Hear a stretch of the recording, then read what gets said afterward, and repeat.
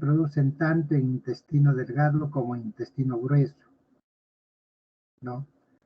Hay, digamos, una clasificación que divide en hilios funcionales y la otra es hilio mecánico. En esta oportunidad nosotros vamos a tratar solamente lo que refiere a hilio funcional, ¿no?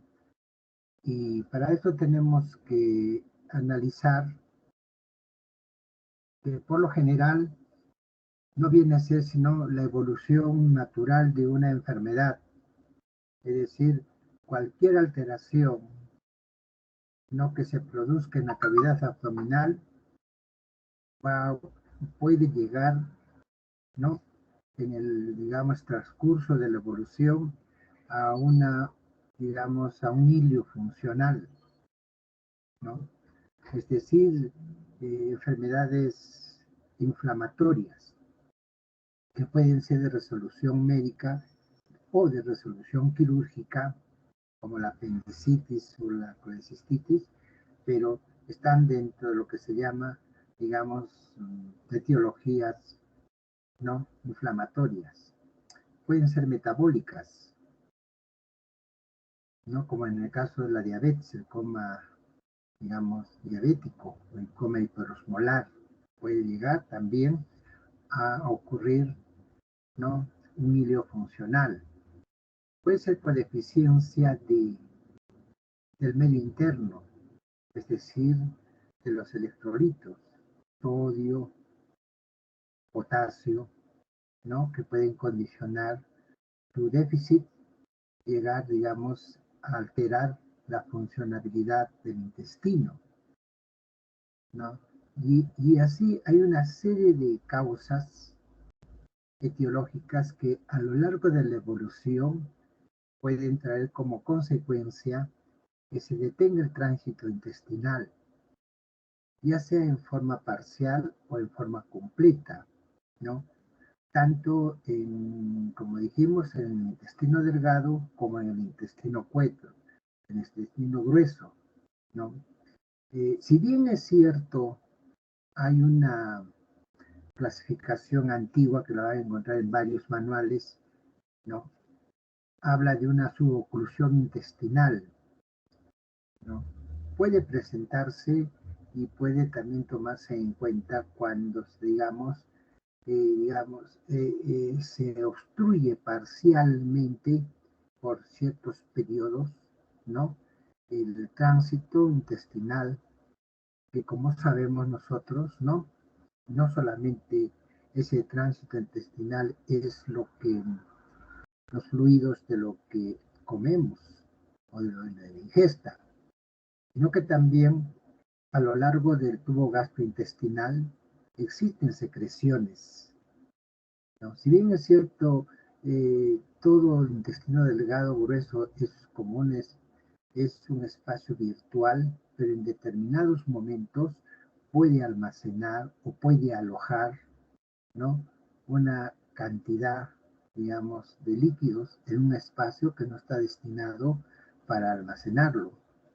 Entonces, lo que llamamos nosotros el secuestro de líquidos del medio interno, ¿no?, del medio interno. Esta patología no es nueva, una patología que ya la conocieron mucha gente, ¿no?, muchos años atrás, incluso antes de la era cristiana, ¿no? Y digamos, en aquellos pacientes que vomitaban constantemente, Hipócrates ya lo catalogó a esa distensión abdominal con vómitos como un hilio, o sea, una parálisis a ese nivel, ¿no? Y así a lo largo de la historia ha habido muchos autores que han contribuido tanto con ciertas alegorías como Celsus, que dice, por ejemplo, que cuando el paciente tiene demasiado dolor y está balonado, ¿no?, debe ser muy intenso el dolor que los pacientes deseaban incluso morir ante la intensidad del dolor, ¿no? A lo largo de la historia hay mucha gente que ha trabajado, como en el caso Praxágoras hasta la fecha, ¿no? Tanto haciendo las primeras operaciones, ¿no? Como, digamos, utilizando o haciendo uso, ¿no? Se sabía desde tiempo atrás que era por falta de líquidos que condicionaba este hilio, y por lo tanto se comenzó, pues, ¿no? A administrar o tratar de evacuar mediante sondas, ¿no? Y digamos, cuando ustedes tenían una obstrucción completa, ¿no? Hacían las famosas derivaciones, o sea, exteriorizar hacia el exterior, ¿no? Y con la consecuencia que el paciente se desnutría y podía morir. Hoy en día, digamos, si bien es cierto, ocupa uno de los primeros puestos de pacientes que llegan a las emergencias por obstrucción, ¿no? Sin embargo, la patología no es muy variada. Generalmente los pacientes que llegan a emergencia son aquellos que generalmente llegan con el antecedente de haber tenido una intervención quirúrgica, ya sea electiva como ya sea, digamos, de emergencia. Y como les digo, es una de las principales causas por lo cual los pacientes asisten a la emergencia, ¿no? Cuando uno hace una intervención quirúrgica, por lo general es imposible tratar de evacuar o secar las secreciones, ¿no? Intestinales durante la operación, o sangrado. Puede haber un poco de sangrado, que si bien es cierto se lava y se aspira, pero eso no deja de tener ciertos medios adecuados para que se presenten pues bridas y se presenten adherencias, ¿no? Generalmente estas vías adherencias son más frecuentes en el intestino delgado que en el grueso, ¿no? Y uno, digamos, de las causas fundamentales, pero que es mecánica y orgánica, es el cáncer de intestino delgado, ¿no? Y otra también a nivel de intestino grueso, pero eso ya lo vamos a ver posteriormente.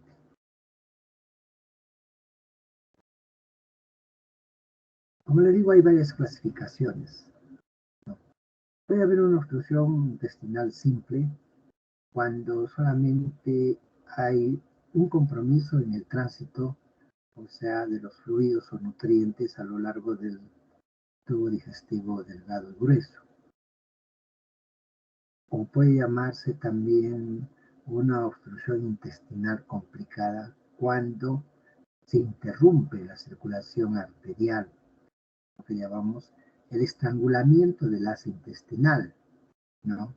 Entonces se compromete la circulación sanguínea, y al comprometerse la circulación sanguínea, prácticamente la pared intestinal no va a haber oxigenación, no va a haber oxígeno, y por lo tanto va a ir a hacer una gangrena, ¿no? O una necrosis del segmento afectado, ¿no? Eso generalmente suele presentarse más en el mecánico que en el funcional, ¿no? Antes de pasar a esto, tenemos que decir, digamos, que el hilio funcional es aquel en el cual se interrumpe, como dijimos, parcial o totalmente el tránsito, ¿no? Por diferentes causas, que si nosotros entramos a solucionar la causa, entonces se vuelve, diríamos, a reaperturar el tracto intestinal, vuelve a la normalidad. Por ejemplo, si es por un proceso inflamatorio peritonítico, como una apendicitis, entramos, lavamos, es cierto que va a haber un hilio, una parálisis intestinal, una falta de eliminación de heces y gases, pero momentáneamente, porque ya estamos resolviendo el problema inflamatorio que es el apéndice. Y entonces, al sacar el apéndice, prácticamente se vuelve a recuperar la motricidad de la pared intestinal. Igual pasa con la mayoría digamos, de patologías, ¿no? Supongamos que sea por una hiponatremia severa, menos de 120 mil equivalentes de sodio por litro. Entonces va a haber una parálisis, ¿no? Y esta parálisis va a condicionar, ¿no?, el ilirio funcional. Pero si nosotros reponemos y recomponemos el medio interno administrando, ¿no?, sodio para sacarlo de la hiponatremia severa a niveles de normalidad, se vuelve a recuperar, ¿no? Se vuelve a recuperar la, digamos, la motricidad a ese nivel, ¿no? Y también hay otra clasificación, pero que es una tendencia más embriológica, que dice que, por ejemplo, obstrucción intestinal alta es cuando solamente el estómago y el duodeno es el que se paraliza. O sea, hay una parestesia de la pared intestinal. Obstrucción intestinal media cuando compromete el yunio y el ilión. Pero puede haber pseudoobstrucciones agudas colónicas funcionales, ¿no? Ya sea porque se administró, se comió metales pesados, que nos puede dar el síndrome de Ogilvy, que generalmente eso es a nivel del intestino grueso del transverso, ¿no? Y la otra es la obstrucción intestinal mecánica, cuando en realidad existe dentro de la luz del intestino algo que lo obstruye, ya sea un tumor, ya sea un parásito, ya sea que se tuerce el asa intestinal, que sea un vólvulo, la cosa de que no hay pasada, pero no se visualiza, no. Y eso es lo que lo diferencia el mecánico del dinámico o paralítico. Y cuando hay una causa que condiciona la obstrucción, como dijimos anteriormente, pero una vez que se soluciona ese problema, se vuelve a recuperar el tránsito.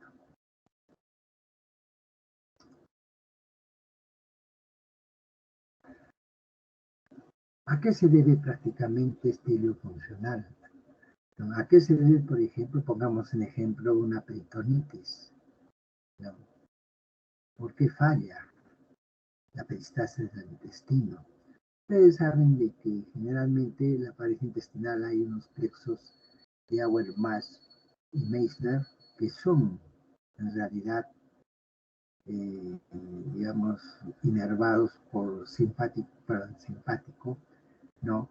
Y esto va a dar origen, ¿no?, a que dependan de factores neurológicos, humorales o incluso metabólicos, ¿no? Entonces, ¿qué es lo que condiciona esta distensión? Pues la distensión abdominal.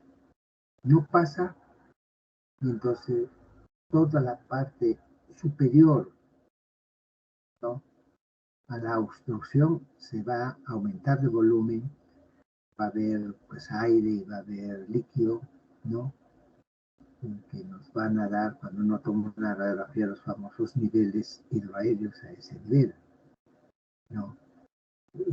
O también puede ser localizado cuando está esta parte del intestino al lado de una injuria inflamatoria, por ejemplo, lo que llamamos nosotros el famoso asa centinela, ¿no? Entonces esa centinela es la que se paraliza y entonces lo vemos nosotros bastante dilatado. Sin embargo, hay ciertos compromisos, tanto del delgado como el grueso, que se denomina, ¿no?, ilio panintestinal, o sea, tanto el intestino delgado como el intestino grueso se paraliza. Esto se presenta generalmente cuando están varios días los pacientes, ¿no?, con contenido intestinal infectado, o sea, en una peritonitis. Puede que también que el estómago haga una paresia o una paresia parcial, entonces va a dar una gastroparesia. Y hablamos de la obstrucción segmentaria del colon, que es el de Ogilvy, ¿no? Pero otra causa que puede condicionar el ilio funcional, además de las mencionadas, son el ilio posquirúrgico, El manipuleo de las asas intestinales pareciera que va a condicionar que se paralice parte del intestino, ¿no? Y eso hace que el paciente no pueda comer de inmediato. Entonces hay que esperar a que pase el hilio reflejo que decimos nosotros, y una vez que ya desaparece, bueno, ya vuelve el paciente a comer. Así como hay dilataciones del asa intestinal, ¿no? Que no hace que progrese los nutrientes, sucede también lo contrario, lo que se llama el hilio espástico, es decir, el asa intestinal se contrae y al contraerse, pues no hay pasada del intestino, no hay pasada de los nutrientes, ¿no? Y esto prácticamente es producido fisiopatológicamente por alteraciones neurogenéticas, ¿no? Alteraciones neurogenéticas que van a irritar prácticamente a los plexos, ¿no? Y esto se debe cuando los pacientes se intoxican, ¿no? Por metales pesados, digamos, plomo, ¿no? Pero también hay una causa que incluso hace un reflejo vagal espástico que incluso puede llevar a la muerte a muchos pacientes. Hay pacientes, por ejemplo, que están jugando, pues, o están haciendo un sobreesfuerzo, digamos, fuera de los límites de la normalidad, ¿no? De repente por demostrar superioridad, ¿no? O querer ganar una competencia. Entonces se esfuerzan demasiado, pero no tienen la precaución de que una vez de hacer ese esfuerzo, correr, ¿no? Comienzan a tomar, pues, bebidas superheladas. Eso puede provocar una alteración vagal con una parálisis generalizada, ¿no? Entonces hay que tener muy en cuenta que cuando ustedes juegan, no traten, pues, de ingerir bebidas demasiado frías, porque eso puede condicionar un espasmo a ese nivel, ¿no? Ahora, hay otra definición de acuerdo a la causa que la origina. Por ejemplo, puede ser adinámicos postquirúrgicos, cuando hay un proceso inflamatorio agudo, peritonitis, y acá entran, pues, todas las alteraciones inflamatorias que no se resolvieron a su tiempo, como por ejemplo la apendicitis que se perfora y que da una peritonitis, la colecistitis que puede dar una peritonitis, el plastoma penicular, ¿no? E incluso digamos, por irritación puede provocar un hilio funcional, ¿no? La pancreatitis, cuando hay colecciones, ¿no? Entonces eso va a irritar y va a ser la parálisis. Cuando hablamos de metabólicas, hablamos, ¿no? De la diabetes, de la gota, la uremia, cuando hay, digamos, problemas de hipotiroidismo, como el mixedema, ¿no? O cuando hay una alteración marcada del, del calcio, ¿no? Y de muchos electrolitos. Puede haber también un hilio traumático o postraumático, cuando uno recibe un golpe muy fuerte a nivel lumbar. Entonces puede condicionar ahí una irritación medular o puede haber un hematoma también sanguíneo retroperitoneal y entonces puede desarrollar, ¿no? Este hilio funcional, ¿no? Ya dijimos los procesos inflamatorios también puede dar, también dijimos el compromiso medular que también podría condicionar este hilio funcional. Pero hay otras que son, pues, retroperitoneales puras, ¿no? Como la pielonefritis, el cólico renal, ¿no? Y los hematomas retroperitoneales. Se hablaba de ciertas enfermedades de otra causa, pero no está debidamente muy bien, fisiopatológicamente muy bien identificadas, ¿no? Las espásticas, es decir, cuando el intestino hace espasmo y se cierra, ¿no? Generalmente, como dijimos, son por que los pacientes en forma accidental toman bebidas o alimentos mezclados con metales pesados, o porque tiene porfirias. Y las causas vasculares que suelen presentar son cuando hay isquemias arteriales o hay una trombosis venosa. Hay que tener muy en cuenta eso porque es muy raro que dé a nivel intestinal, pero en el diagnóstico diferencial puede hacerse para liberarnos de la posibilidad que estemos ante este tipo de etiología. Lo que dijimos anteriormente, ¿no? Tenemos nosotros dos plexos, que son los plexos mientéricos, y que por sí mismo, ¿no? Por su estructura neurovegetativa, condicionan las contracciones para que haga o se presenten las motilidades, ¿no? Entonces, esta motilidad que hace que progrese el flujo intestinal no puede estar estimulado ya sea por el simpático o ya sea por el parasimpático, ¿no?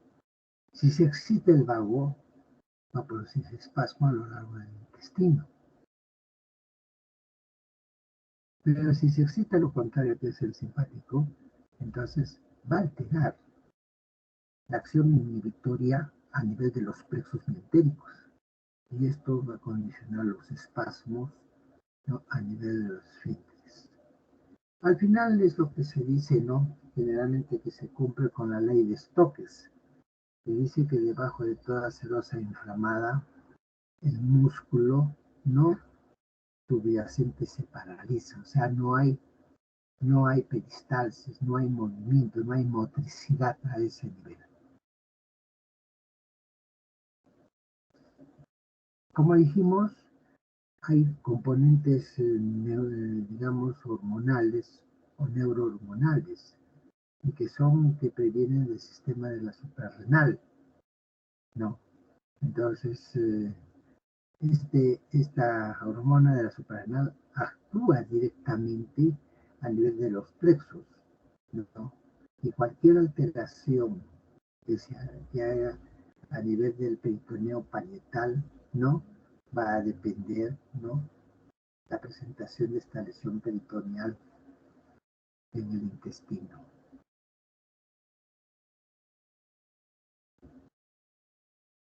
Hay lo que se llama, digamos, unas apariencias difusas, o sea, lo que se llama el hilio adinámico total, ¿no?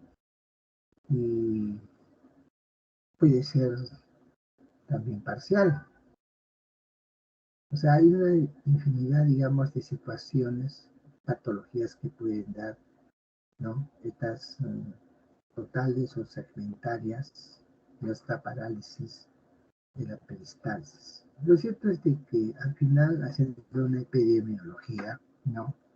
La mortalidad es un poco baja, pero si es por una isquemia mesentérica, puede aumentar la mortalidad, ¿no?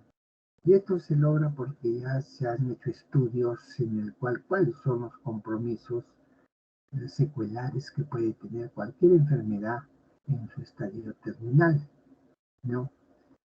Y, y se ha mostrado pues, porque ahora tenemos todo un arsenal, ¿no? De medios de diagnóstico. Tenemos de rayos X, ecografías, resonancias, TAC, etcétera, etcétera, ¿no? Y tenemos también ciertas sondas, ¿no? Para la intubación gastrointestinal o sondas para el estudio, digamos, de la parte baja de una colonoscopia.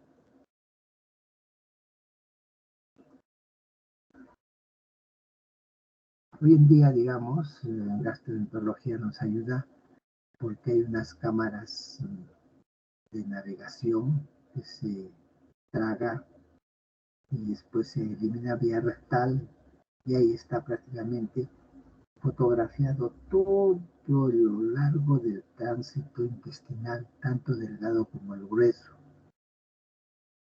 Entonces ahí nos sirve mucho porque nos ayuda a encontrar si existe o no existe la obstrucción o solamente es un problema funcional, ¿no? Y ya ha bajado esta mortalidad porque ahora ya con la nueva anestesia que es la raquidia, que es extraordinariamente, ¿no?, aplicada, entonces ya ha bajado. Y también los antibióticos han aumentado su espectro, y al aumentar su espectro, digamos, ya prácticamente ya estás curándolo al paciente. Estás curándolo al paciente. También se han mejorado los antibióticos. Se sabe que tenemos una flora mixta, y esta flora mixta es tanto de aerobios como anaerobios, cocos o bacilos, hasta hongos uniformes. Entonces, si sabemos que existe, entonces la combinación de la terapia tiene que ser, ¿no?, para, digamos, una combinación para gérmenes aerobios como para gérmenes anaerobios. La sintomatología es la más común. El paciente viene refiriendo, un dolor abdominal, que dependerá de la etiología. Si es por peritonitis, pues tendrá un dolor continuo permanente, pero si es por una rotación, una segmentación, vendrá pues con un dolor intenso, agudo, ¿no? Pero lo que no falta son las náuseas, los vómitos, la distensión abdominal y lo más importante, la falta de eliminación de heces y gases. No se olviden, esta falta de eliminación de heces y gases es lo más importante. ¿Cómo hacemos el diagnóstico? Haciendo una buena anamnesis, preguntando al paciente todas aquellas causas que pueden originar en sí no estereofuncional. Hay pacientes que sangran demasiado, que están vomitando demasiado, que están haciendo diarreas no exageradas, o que hayan sido operados por afectaciones de apéndice, de vesícula, etc. Entonces todo eso tienen que preguntar, ¿no? En la inspección, pues, puede haber una distensión generalizada, pero también puede haber unas dilataciones segmentadas. Puede que la mitad del abdomen está distendido y la otra mitad no. En la auscultación lo más importante es encontrar, ¿no?, los ruidos en salva, ¿no?, gorgoteo, pero lo más importante es, digamos, que muchas veces hay la anulación, ¿no? Se anulan estos ruidos y es lo que caracteriza a los cilios funcionales, que no encuentras pues ruidos aéreos, no encuentras ninguna, ni el gorgoteo, ni tampoco los ruidos en salva, ¿no? Antes generalmente nosotros hacíamos el tacto rectal, hoy en día está un poquito diferido porque hay pediconsentimiento. El diagnóstico, como ustedes saben, es ver, en primer lugar, si el paciente está bien hidratado o no está hidratado, porque generalmente estas distensiones que son espacios virtuales se vuelven espacios reales y contienen gran cantidad de líquidos y electrolitos y ácidos y bases, y pueden llegar a dar un desequilibrio tanto de los electrolitos como de las bases, ¿no? Puede estar en acidosis o en alcalosis, etcétera, etcétera, ¿no? Se altera el medio interno. Los finales de vida diagnóstico muy importante es la radiografía simple de abdomen tanto de pie como de decúbito. La intención es encontrar niveles hidroaéreos, ¿no?, que nos daría prácticamente el diagnóstico. La ecografía también es muy importante. Antes hacíamos enema opaco, hoy día tenemos soluciones ciudadanas solubles, ¿no?, y que son más fáciles. Pero ya estos procedimientos del siglo pasado ya no se usan y se ha dado paso y avance a las colonoscopías, o sea, la visualización directa endoscópica, a la tomografía y a las resonancias magnéticas como indicativos grandes a ese nivel. Tratamiento, como ustedes saben, es, si altera el medio interno, hay que recomponer el medio interno, dándoles, pues, soluciones salinas o lactatorringe, no tanto para recuperar el componente hídrico de agua, como los componentes electrolitos, y mejorar generalmente el pH. En estos pacientes generalmente hay una tendencia marcada a la acidosis. Entonces, hay que mejorar y llevarlo a un nivel neutro, pero sin tampoco pasarse a la talosis. Evitar las náuseas, los vómitos, pueden colocar una sonda nasogástrica aspirativa para disminuir la tensión abdominal y darle un poco de confort a los pacientes. ¿Cómo se puede medir si el paciente está deshidratado o no? Mediante la diuresis, pero la diuresis horaria. Si la diuresis horaria es por encima, si la diuresis horaria es por encima de 50 centímetros por hora, estamos bien. Pero si es por menor, significa que le falta más agua. Es muy imperativo la administración de los antibióticos, debido a que puede estar retenido los líquidos a nivel intestinal y esto puede condicionar una translocación bacteriana que va a aumentar la virulencia de los gérmenes, ¿no? Y puede ser, pues, algo negativo para el paciente, ¿no? Controlar su glicemia si es que tiene comorbilidades, ¿no? Esto es todo lo referente a ello funcional, ¿no? Como les digo, puede ser el estadio secuelar de muchas enfermedades, de la apendicitis, de la colecitis, de la pancreatitis, postquirúrgica, post-trauma, post-alteraciones urémicas, alteraciones de la diabetes, como hiperosmolar diabético, ¿no? Violencia, traumatismos, etcétera, etcétera. Lo más importante es que no hay una obstrucción orgánica dentro del lumen. Todo está libre y lo que está afectado es los plexos de Auerbach y Meissner, los que están como paralizados, ¿no? Entonces tú recompones todo aquello que lo está condicionando y nuevamente vuelve a recuperar su motricidad, ¿no? A nivel intestinal. Eso es todo lo que referente al hilo funcional, señores alumnos, ¿no? Y todo lo que se puede decir respecto a este hilo funcional. Ya previamente creo que tienen una clase teórica del hilo mecánico, ¿no? Donde sí, generalmente, este hilo mecánico puede terminar en una intervención quirúrgica, porque si hay un valvo de Simoy, hay que entrarlo a operar. Si hay un cáncer que está obstruido, hay que entrarlo a operar, ¿no? O sea, ya son que tienen algo físico, orgánico, que obstruye la luz del lumen del intestino, tanto delgado como grueso, que impiden el pasaje del intestino. Además, la gran diferencia es de que en el hilo funcional, tanto el intestino delgado como grueso están pues distendidos, mientras que en el hilo mecánico solamente la parte que está superior a la obstrucción, la que está distendida, y la parte inferior está eminentemente colapsada. Está eminentemente colapsada. Está eminentemente colapsada, ¿no?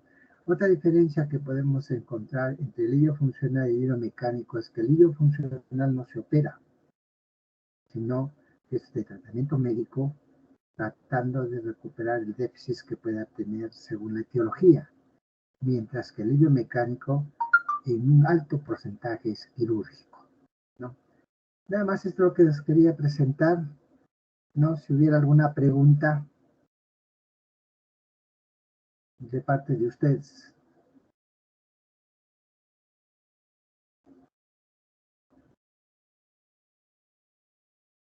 Álvaro González. Sí, doctor, estoy. Creo que no hay preguntas, doctor. ¿Cómo? No te escucho. Ah, doctor, sí, estoy acá. Creo que no hay preguntas sobre el tema. Ya. Entonces vamos a dar por terminado la clase teórica. Van a disculpar, pero el día de ayer hubo una reunión del colegio médico que fui invitado, ¿no? Pues no se dictó, estamos adelantando. Mil disculpas, hasta luego, gracias. Hasta luego, doctor. Gracias, Gracias. doctor. Hasta luego. Gracias, doctor. Hasta luego.